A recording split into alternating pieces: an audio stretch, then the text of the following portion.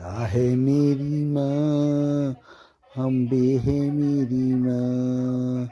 दुर्गा है मेरी माँ, अम्बे है मेरी माँ। बोल साचे दरबार की जय। प्रेम से बोलिए भक्ति भगवती देवी दुर्गा मैया की जय। आज देवी भागवत कथा का तीसरा अध्याय मैं आपके समक्ष इस वीडियो के माध्यम से प्रस्तुत कर रहा हूँ। देवी द्वारा तीनों को सृष्टि आदि के कार्यों में नियुक्त करने की कथा इस अध्याय में है। श्री महादेव जी इस कथा को सुना रहे हैं नारद जी को, जो शुद्ध शाश्वत और मूल प्रकृति स्वरूपनी जगदम्बा है। वे ही साक्षात परम ब्रह्म हैं, वे ही हमारी देवता भी हैं। जिस प्रकार ये ब्रह्मा विष्णु और स्वयं में शिव इस जगत की उत्पत्ति पालन और संहार के कार्य में नियुक्त हैं, उसी प्रकार अनेक ब्रह्मांडों में निवास करने वाले करोड़ों प्राणियों की सृजन पालन और संहार का विधान करने वाली वे महेश्वरी ही हैं। निरंकार रहते हुए वे महादेवी अपनी लीला से देह धारण करती हैं। उन्हीं के द्वारा इस विश्व का सृजन किया जाता है, पालन किया जाता है और अंत में उन्हीं के द्वारा संहार किया जाता है। उनके द्वारा ही यह जगत मोहग्रस्त होता है। प्राचीन काल में वे पूर्णा भगवती ही अपनी लीला से दक्ष की कन्या के रूप में, हिमवान की पुत्री के रूप में तथा अपने अंश से विष्णु भार्या लक्ष्मी के रूप में एवं ब्रह्मा की भार्या सावित्री तथा सरस्वती के रूप में प्रकट हुई। नारद जी बोले, देवेश, यदि आप मुझ पर प्रसन्न हैं और मेरे प्रति आपकी उत्तम प्रीति है, तब नाथ महामते मुझे विस्तार पूर्वक वह सब प्रसंग बताइए जिस प्रकार वे प्रकृति रूपा पूर्णा भगवती प्राचीन काल में दक्ष कन्या के रूप में अवतरित हुई और जिस प्रकार भगवान शिव ने उन ब्रह्म स्वरूपिणी को पत्नी के रूप में प्राप्त किया, जिस प्रकार वे हिमाचल के घर में पुनः पुत्री होकर उत्पन्न हुई और फिर त्रिनेत्र महादेव ने उन्हें पत्नी के रूप में प्राप्त किया और जिस प्रकार उन्होंने 6 मुखों वाले कार्तिकेय गजानन गणेश इन 2 महान बलशाली और पराक्रमी पुत्रों को जन्म दिया। श्री महादेव जी बोले, अरे यह जगत सूर्य चंद्रमा तारों दिन रात अग्नि दिशा शब्द स्पर्श आदि से तथा अन्य किसी प्रकार के तेज से रहित था। उस समय श्रुति के द्वारा एकमात्र जिनका प्रतिपादन किया जाता है ब्रह्म स्वरूपिणी वे भगवती विद्यमान थी। सच्चिदानंद विग्रह वाली वे प्रकृति रूपा भगवती शुद्ध ज्ञान से युक्त नित्य वाणी से परे निर्वय योगियों के द्वारा कठिनता से प्राप्त होने वाली सर्वत्र व्याप्त रहने वाली उपद्रवों से रहित नित्यानंद स्वरूपिणी सूक्ष्म गुरुत्व आदि गुणों से परे है। उन भगवती की सृष्टि करने की इच्छा हुई।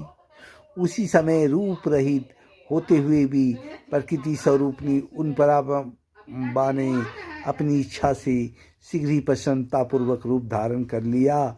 उनका विग्रह निखरे हुए काजल के समान था, विकसित कमल के समान सुंदर मुख था, 4 भुजाएं थी, नेत्र लाल वर्ण के थे, बाल खुले हुए थे और दिशा रूपी बस से सुशोभित स्थूल तथा उन्नत स्तनधारणी ज्योतिमरी वे सिंह की पीठ पर विराजमान थी।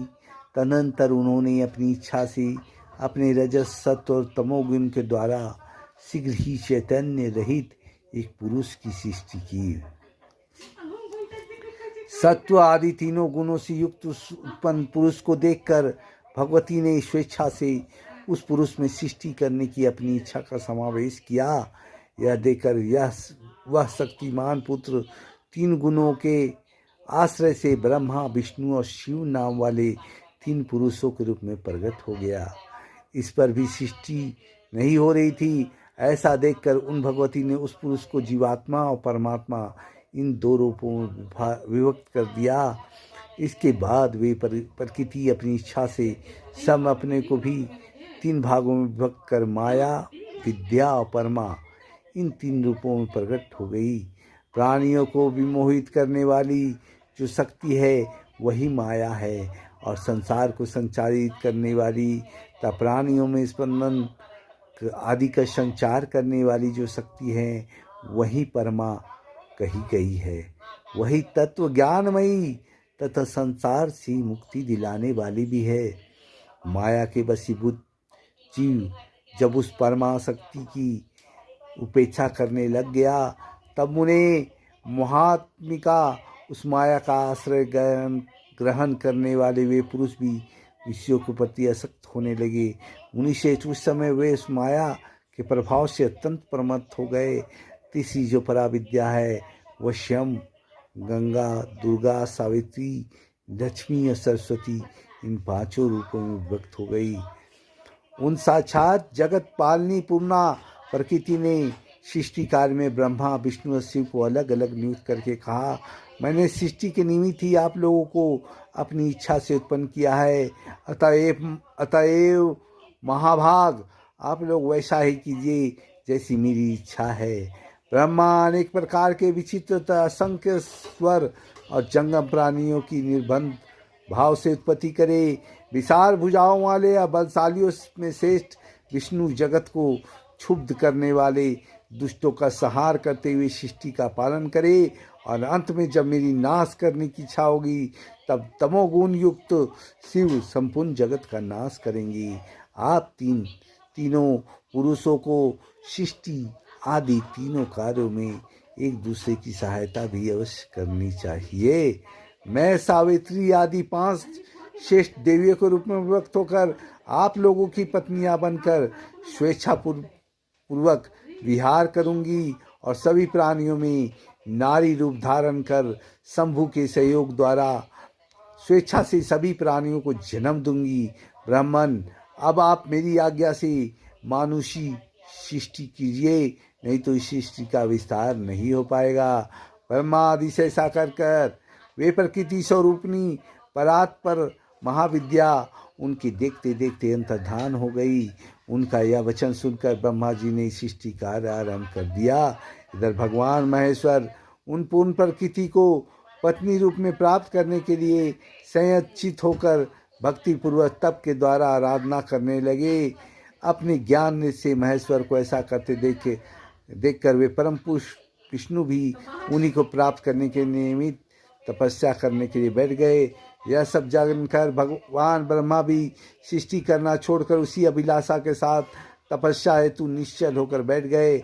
इस प्रकार आराधनारत उन तीनों के तप की परीक्षा करने के लिए स्वयं प्रकृति ब्रह्मांड को क्षुब्ध करने वाले भयंकर रूप धारण कर उनके पास आई। उन्हें देखकर ब्रह्मा जी भयंकरांत हो गए, उन्हें अपना मुख फेर लिया। वे उनके सम्मुख पुनः आई, तब भी ब्रह्मा जी विमुख हो गए। इस प्रकार वे चारों दिशाओं में क्रम से 4 बार गई। इसे अत्यंत डरे हुए ब्रह्मा जी 4 मुख वाले हो गए और भय से संतप्त होकर वे तपस्या छोड़कर उसी समय वहाँ से भाग गए। इसके बाद महान भय उत्पन्न करने वाली वे प्रकृति वहाँ पर शीघ्र पहुँची, जहाँ परम पुरुष विष्णु एकाग्रचित होकर तप कर रहे थे। उन्हें देखकर 1000 सिर, 1000 नेत्र, 1000 पैर वाले वे विष्णु भी उस समय भयभीत हो गए और तपस्या छोड़कर आंखें बंद किए हुए जल के अंदर प्रविष्ट हो गए।